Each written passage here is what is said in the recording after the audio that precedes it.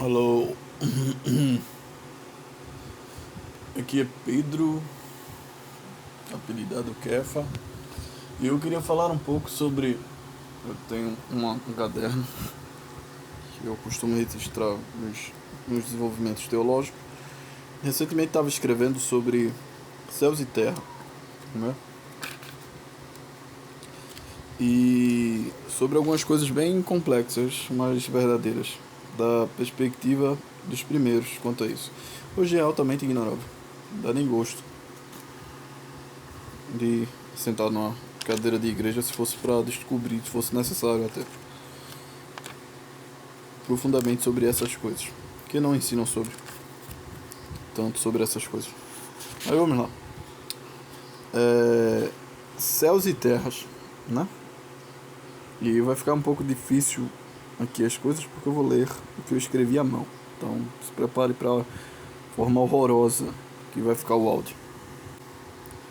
O propósito da razão do mistério da fé é unir numa mesma ordem céu e terra. Céus e terra. A oração do Pai Nosso nos revela tal intenção. Para irmos a fundo, teremos que considerar a cosmovisão dos antigos, isto é, a visão implementarista, onde cada coisa implementa o seu oposto, entre aspas, em cada coisa implementa seu oposto, entre aspas. Exemplo: a lua e o sol, o dia e a noite, o homem e a mulher. Por meio dessa óptica, podemos notar que os céus e a terra também possuem a sua ligação, um com o outro. A lua governa a noite e o sol o dia. Os dois juntos, em suas funções, nos estabelecem o ciclo das eras e das estações. O homem e a mulher são fecundados. O homem e a mulher são fecundos e sua união, a luz da vida, dar a luz da vida em suas gerações. No início criou Deus os céus e a terra, conjunta às Escrituras, tal como quando ele forma o sol e a lua, a noite e o dia, as águas superiores e as inferiores, as águas e a porção seca, o homem e a mulher, sempre um paralelo. Na mística dos antigos, os céus cumpria quase como um papel marital diante da terra, e a terra atendia como uma esposa. Os céus semeavam seus dons na terra, e a terra, por sua vez, fertilizava e germinava, respondendo em fruto. Há outro exemplo para entendermos a unidade por meio da complementação entre céus e terra. Há outro meio de entendermos a unidade por meio da complementação entre céus e terra. Os céus é como a cabeça e a terra o corpo. A mente semeia a ideia e o corpo gemina na realização por meio da ação.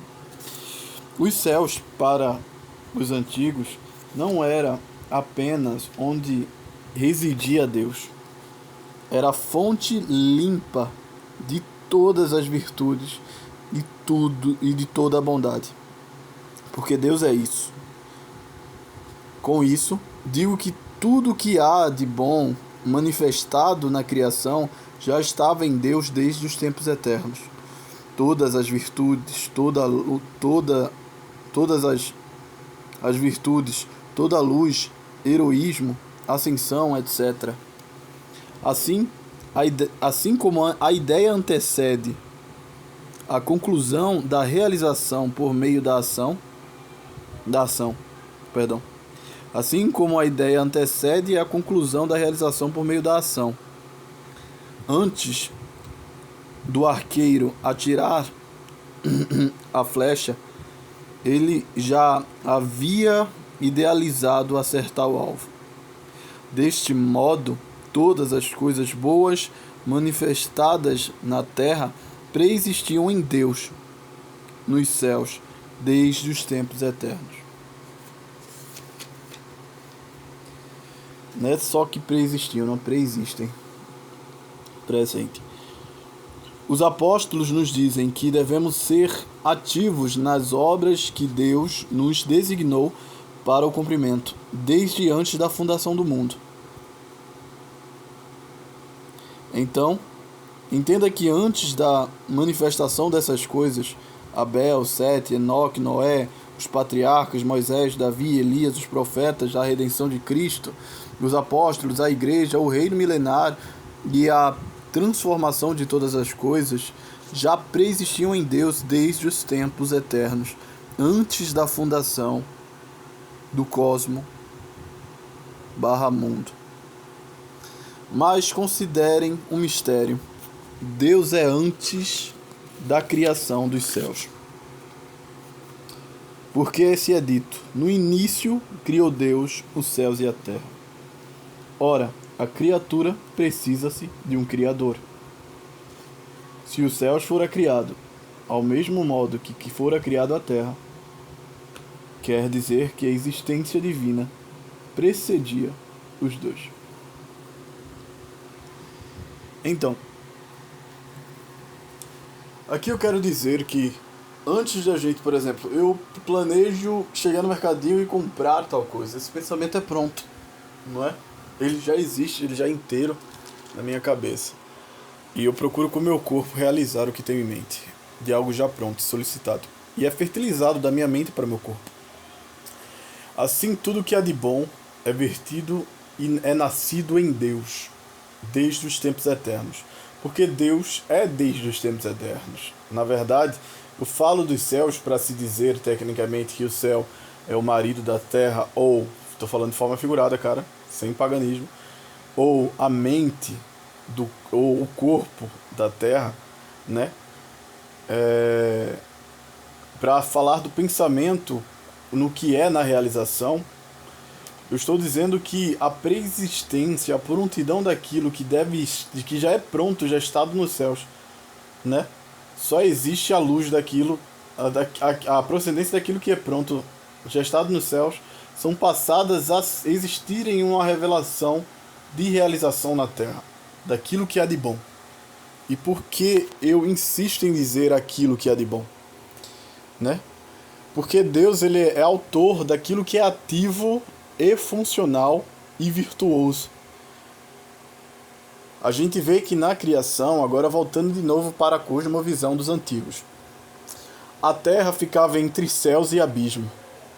Nos céus, a palavra Shamaim, novamente, incansavelmente falo isso, a palavra Shamaim significa da além das águas, por cima das águas, depois das águas. A palavra céu significa isso, porque antigamente eles viam quase que um mar de fato, os céus como um mar superior e tal. Tem gente que tenta pegar esses elementos e dizer, pegar elementos científicos atuais para dizer que a Bíblia profetizou sobre, e não é assim, não. Era a cosmovisão do Antigo Testamento e do povo antigo. Então os céus era visto como um mar quase que uma doma, um domo. Por cima havia um mar, e por cima desse mar, entre uma coisa e outra, depois que é criados os céus e mais ordenativamente os céus para a morada de Deus, quase que se tinha uma coisa de vidro e de cristal, fazia separação e tal, enfim. Mas eu quero dizer que os céus eram por cima das águas. E é onde justamente a gente vê o Espírito agindo e formulando todo o cosmo, todo o universo, né, ali. Então Deus habita nos céus desde antes da formação terrena, do mundo que a gente vê hoje. O Espírito de Deus preenchia os espaços celestiais, né? Ele nele mesmo, na sua movimentação. Mas o que é o contraponto dessa situação? Se acima das águas há a presença divina, o que é que a mística hebraica, a mística antiga, né, quer nos dizer de onde está a ausência de Deus? No abismo. Porque a gente vê que a luz do agente da execução da vontade divina, que é o Espírito, a luz vem ao mundo como se viesse dos átrios superiores, dos céus, e portanto é fertilizada a vida no cosmos e na terra. Mas a gente vê que, em contraponto disso, o texto já nos apresenta de antemão que o abismo era escuro. E ele parece continuar assim, né? Escuro e vazio. Enquanto em cima das águas, né? Enquanto embaixo é quieto, silencioso e negro e decadente, superior das águas está Deus em movimento no seu espírito. Nada melhor do que o próprio termo de espírito, que é movimentação. O próprio Cristo usa a ideia de espírito para aludir com o vento, que é movimentação de efeito, para falar com Nicodemos, que se esparramava por tudo isso, e a luz da vida vem desde os céus, segundo aquilo que é manifestado na operação do Espírito, para a execução da criação das coisas aqui na terra. E na parte inferior, vamos dizer assim, na parte abismal, na parte de baixo da terra, não havia nada. Porque para os antigos, o oposto de Deus e do divino e do céu era o abismo. Porque se no céu havia a presença divina e o divino, o abismo há ausência, né? Mas se a luz da vida, a ausência de Deus e a quietude no abismo, perdão. Mas se a luz da vida, da razão e da ordem, né, e da virtude só veio por causa de Deus desde os céus, o que o abismo é, né? O abismo é a inexistência de Deus. O abismo, logo, não pode operar a ordem, não pode operar a virtude e tal, ele é o caos. Ele é a ausência de denotação e de forma. Se é a luz da própria divindade que tudo ganha sua forma, formato e design, num abismo há uma estranha quietude de vazio e de deformidade, e sem formato, portanto não há como nomear. Então esses são os opostos que a gente vê desde sempre, onde o nosso cosmos reside, onde fica a luz em cima vertido pelo celeste a nós, alimentando todo o terrestrial, e onde a escuridão abismal fica abaixo, né? Dando assim aquela cosmovisão de tudo aquilo que é ruim é drenado para baixo e tudo aquilo que é bom te eleva para cima. Então mais ou menos era essa mística perspectiva antiga, né? Dos antigos. Tudo aquilo que é ruim vem de baixo e volta para baixo, para voltar para baixo, e tudo aquilo que é bom vem de cima para voltar para cima. Mas os dois meio que fazem pressão com a terra. E de que lado andamos? Mais ou menos essa é a mística. Mas Pedro, aquilo ali está falando de uma luz física, aquilo ali está falando de Cristo. Enfim, é essa luz mesmo. Cristo é a perfeita ordem, luz da vida de toda a criação. E de ordem em que todo o universo se locomove e baseia. Cristo é essa luz cujo qual se guia a estrutura do mundo. João vai dizer isso. Tá entendendo? Cristo é a razão pela qual tudo se move. Mas então, se Cristo é isso, o que é o anticristo? É a razão pela qual tudo não tem razão alguma. É o vazio, é a desordem, a falta de formato. Isso é o anticristo. Isso é o antideus, que existe também desde o início. Tá entendendo? Então o que eu quero dizer, meus amados irmãos, meus amados amigos, meus amados parceiros, né? Que se Deus é eterno, e se Deus tira de si mesmo, é bom que a expressiva em hebraico fala que venha, dá a entender um que vem a luz. Que vem a luz como se ele invocasse, trouxesse a luz de um canto a outro, como se a luz já estivesse em si.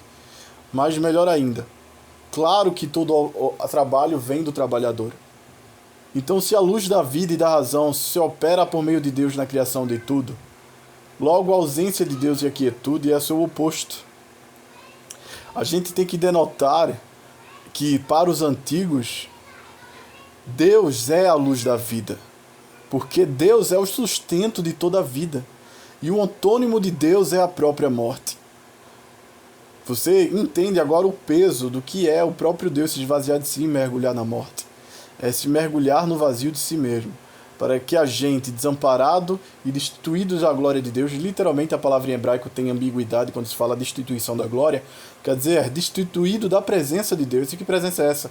Presença vitalícia, cujo qual nos vertia vida e acesso direto a uma vida ininterrupta dele. Quando a gente pecou, a gente saiu dessa presença. Então, ficamos automaticamente indignados à morte. E onde está a morte? Naquilo que compete o lado da ausência divina. Mas Pedro, Deus não preenche tudo, Deus não está em todo criado sim. Mas e o vazio? Deus está no vazio, e eu digo que na perspectiva hebraica antiga, era uma forma de que Deus tinha para nos dizer que nem tudo é capacitável a ser dele, porque ele é santo, e não é qualquer coisa que pertence à sua presença que deve estar diante da sua presença. Isso a gente entende por santificação basáltica hoje. Então, quando a gente fala que todas as coisas já existiam eternamente em Deus, quando a gente entende de que Deus é a mente do universo, a mente do mundo, Deus, a pessoa de Deus, eu não estou falando da cabeça de Deus específico, eu estou falando da própria divindade. Ele é a razão do mundo, ele é a luz que rege tudo. Os gregos conseguiram esse acesso e é elogiado pelo cristão Justino, né, dizendo de que os gregos conseguiram entender o verbo, porque o verbo é isso, o verbo é Deus e a razão é Deus, e Deus é essa razão que se empresta ao mundo para fazer o mundo funcionar do jeito que é. Mas a disfunção, que não é baseada na razão, não tem a ver com a divindade. A disfunção e a desrazão, que no caso isso é sinônimo de caos, é o oposto da ordem. E a ordem é um dos caráteres emanantes da presença divina. Então eu quero dizer que Deus sempre existiu. Deus nunca teve preso às garras do tempo. A primeira luz da criação nada tem a ver com os astros celestes, assim como a escuridão nada tem a ver com a ausência dos astros celestes. A luz não tem a ver com a presença dos astros celestes. E a luz e a escuridão não tem a ver com a ausência dos astros celestes. Ali eram outras substâncias de luz e trevas. E quais que são? Não é? Então entenda que se Deus é eterno e antecede a existência do próprio céus e terra, todas as boas virtudes foram nascidas em Deus. Então todas elas são eternas em Deus. Assim como antes das coisas virem ser executadas por nossas mãos, primeiro elas residiram e foram formuladas de antemão na nossa mente, na nossa razão. E se a razão é Deus, a razão é eterna. E todas as coisas boas que sempre foram realizadas em função melhor desse mundo, né? As virtudes dos santos, a manifestação da cruz, da redenção de Cristo, Moisés atravessando o Mar Vermelho, e até mesmo as coisas futuras que ainda não chegaram, a redenção do cosmos, a transformação de todas as coisas, o reino milenar, todas essas coisas já existiam em Deus, no seio divino, desde a eternidade. Cada alma salva, cada alma que de fato se rendeu plenamente às misericórdias manifestadas pela graça do madeiro. Cada julgamento feito corretamente no universo. Tudo isso que de bom um dia se manifestou na terra e um dia se manifestará. Eternamente sempre existiram em Deus. Mesmo que uma dessas coisas já tenham deixado de existir e outras ainda nem vieram a existir, mas virão. Tudo aquilo que há de bom, tudo aquilo que há de virtuoso, tudo aquilo que há de luminoso é nascido de Deus desde os tempos eternos. Mas tudo aquilo que é degradante, tudo aquilo que perde a função, tudo aquilo que de fato serve para a disfunção e corrupção daquilo que já é criado, é nascido daquilo que se ausenta a Deus. É desordem, é caos, é abismal e é escuridão. E não pertence à própria divindade. Se é virtuoso o equilíbrio entre o bem e o mal, entre o nascer e o morrer, e se isso é bom, isso sempre esteve diante de Deus nos tempos eternos. Mas o antônimo, a balança desregulada, a destruição e a perversidade, nunca pertenceu à divindade. Logo sempre foram da natureza abismal, do abismo e da ausência da divindade. Logo voltarão ao abismo, aquilo que o abismo sempre pertenceu. E o que eu quero dizer é que, mas como saberemos aquilo que sempre esteve em Deus de forma objetiva? E a resposta é: não saberemos. Por isso que cabe a nós a nossa inteira função no papel que nos cabe a cumprir segundo a nossa própria consciência, nos dando o melhor. Não sermos arrogantes e começar a trabalharmos com a ideia de predestinação, que isso para mim é até um pecado.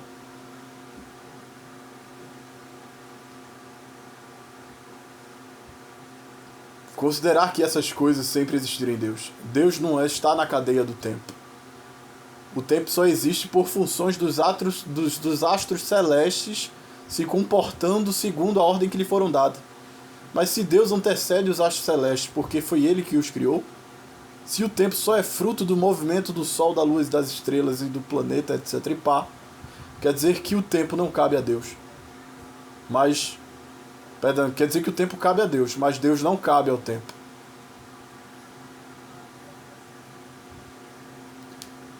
O tempo está nas mãos do divino, mas o divino não está nas mãos do tempo. O que eu quero dizer é que, de fato, desde a fundação do mundo, desde antes da fundação do mundo, tudo aquilo que há de bom e que faz esse universo ainda funcionar, e que faz o sol nascer ainda dia após dia, o que faz os pássaros cumprir com a sua função de passarinho, né? As águas ainda serem molhadas, o fogo ainda queimar, essas coisas foram nascidas em Deus desde os tempos eternos, desde antes da fundação do mundo, como algumas coisas em grego vai dizer, desde antes da fundação dos cosmos, que une logo céus e terra, da criação de céus e terras. Antes da fundação de todas as coisas, o povo sendo liberto do Egito já existia em Deus. A morte de Cristo na cruz e a redenção daqueles já existia em Deus. Assim como todas as obras que antes que venham para nossas mãos já existem em nossos pensamentos. Deus é o pensamento, é a mente que rege todo o universo. Então todas as coisas já existiam nele desde a eternidade e antes da criação. Cada virtude que hoje, agora você vai conseguir entender, de por que dos céus é emanado todas as virtudes, e por que dos abismos é emanada, vamos dizer assim, toda a disfunção. Se você reparar, a besta sobe do abismo e do abismo volta. Aquilo que simboliza o povo contra a divindade. Do abismo nasce e para o abismo se recolhe, entre aspas, com punição. Competindo o espaço da ordem divina na Terra, usando da própria ordem divina. Se você reparar, a Jerusalém desce para a Terra, né? Porque dos céus ela foi formada, para elevar a Terra aos próprios atos celestiais. Você perceba que a decadência te leva para baixo e a ascensão para cima. Tudo aquilo que é virtuoso, que te faz subir, te faz cumprir certamente o que é correto, te eleva para próximo de Deus. E tudo aquilo que é decadente e atrapalha essa tua função no meio do universo, do meio da pessoa que tu é para com teu próximo, tudo aquilo que te faz decair, arrastejar e revela a tua pior versão, isso é justamente o oposto de Deus. É a ausência dele mesmo. É a deformidade da tua substância. Isso não prevalecerá, porque tudo que é eterno e a ideia de prevalecimento é virtuosa. Foi nascida em Deus, não nascida de um abismo. Então você que sairá passando. E a virtude da prevalecência ocorrerá em Deus. Então fique bem nisso. Cada ação que você faz é crédito teu? Não. Antigamente, agora eu vou lhe justificar um pensamento que você talvez passava e não entendia que Jesus dizia. Mas eu estou sendo honesto aqui, lhe dando pensamentos para você entender a natureza do pensamento do próprio Cristo, que era de certos judeus. Deus, ele é o genuíno autor do bem. E alguns, quando viam querer glorificar outras pessoas com lisonjas, dizendo assim, olha, você realmente é bom porque você fez isso com fulano e beltrano, e você de fato tinha feito, e até merece elogio. Mas os mais humildes diziam, esse bem antes de existir em mim, foi pensado e executado em Deus, nascido em Deus desde a eternidade. Então, portanto, quem é genuinamente bom é Deus, não sou eu, porque eu só sou fruto e ramificação da divindade nesse propósito. Que mérito tem uma planta que cresce saudável, se toda a sua saúde é devida à terra que ela não escolheu estar e à chuva que ela não controlou receber? Assim é todo homem nascido de Deus, que presta toda a sua reverência, toda a sua reconhecimento de bondade à divindade. E Jesus responde a um homem que lhe chegou lisonjeando: bom mestre. E ele diz: bom é um só, que é o Pai, que é Deus. Entender que todas as coisas boas existem em Deus antes de qualquer coisa, e somos simplesmente canais, ou simplesmente permitimos que essas coisas subaconteçam por meio de nós, porque todas já foram executadas em Deus desde os tempos eternos, é recebermos com humildade o papel que temos que exercer aqui na Terra. Isso não tem a ver com predestinação, tem a ver com preformação, insubstanciação. É muito mais profundo e complexo de dizer que as coisas só são como são, porque Deus gosta de brincar de bonequinho com a humanidade. Leva uma expressiva tão intensa que a pobreza, que às vezes é apregoada com aquilo que dizem ser calvinismo, ou que é realmente calvinismo, dá um tiro no pé e impede que você entenda. Toda virtude boa é nascida em Deus antes que o universo se tornasse universo. Antes que o universo palpável existisse, antes que a pedra que é pedra, antes que a água que é molhada, antes que o fogo queimasse. O fogo já existia idealizadamente em Deus. A pedra, a água, todas essas coisas já existiam em Deus, nas suas substâncias, nas suas diretrizes, para a função que elas tinham que exercer em seu potencial máximo. E um dia a criação teve em perfeita harmonia com tudo isso, mais encostado em Deus do que a natureza abismal, e a terra respirava vida e vida plena. Mas quando a terra, por meio do pecado do homem, ficou se desceu para a proximidade do abismo, onde a escuridão e a desordem, o caos e a deformidade, novamente dizendo, começou a tomar espaço e competir com a presença divina. E quanto mais o pecado começou a fazer o mundo decair, ficar mais obsoleto de razão e caos e disfunções, as coisas começaram a ficar mais complexas. Mas acontece que a profecia é que tudo volte ao seio daquilo que era o início. Porque, de novo, o prevalecimento é uma virtude que é nascida em Deus, desde os tempos eternos.